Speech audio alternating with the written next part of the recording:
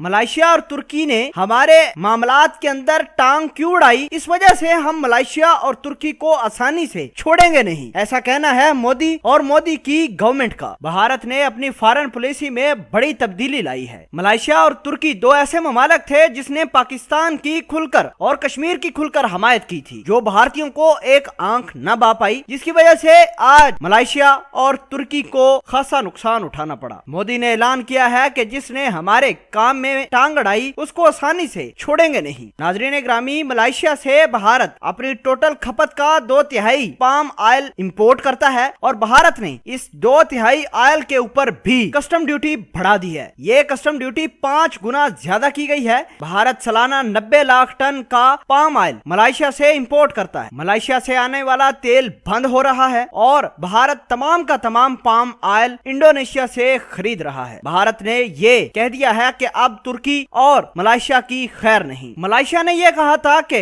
भारत ने कश्मीर पर कब्जा कर रखा है, ये कब्जा हमें किसी सूरत कबूल नहीं। महातीर मोहम्मद की ये स्टेटमेंट ने भारतीयों को जला दिया। नाजरीन ग्रामी, दूसरी तरफ भारतीयों को जो मिर्चें लगाई थी वो थे तैयब उर्दवान। तैयब उर्दवान ने कहा कि भारत जो रास्ता अख्तियार कर चुका है ये उसको तबाही की तरफ ले जाएगा। भारतीयों को ये चीज भी पसंद न आई। जब से भारत ने कश्मीर का स्पेशल स्टेटस खत्म किया तभी से तुर्की पाकिस्तान की आवाज और पाकिस्तान के सुरों में सुर मिला रहा है, कश्मीरियों के लिए आवाज भी उठा रहा है। भारतीयों को यह तकलीफ है कि तुर्की जो कि एक बहुत बड़ा इस्लामी मुल्क है, मलाइशिया जो कि एक बहुत बड़ा इस्लामी मुल्क है, दोनों ममालिक के लीडरान दुनिया के लिए एक रोल मॉडल हैं, ये इनका साथ क्यों दे रहे हैं। भारतीयों को यह भी तकलीफ है कि तुर्की के सदर तैयब उर्दवान ने 4 बड़े बहरी जंगी जहाज पाकिस्तान की बहरिया को देने का ऐलान किया है। ये बहरी बेड़े न सिर्फ भारतीयों को नकेल डालेंगे बल्कि दुनिया के किसी भी जहाजों को टैकल कर सकते हैं। मोदी सरकार को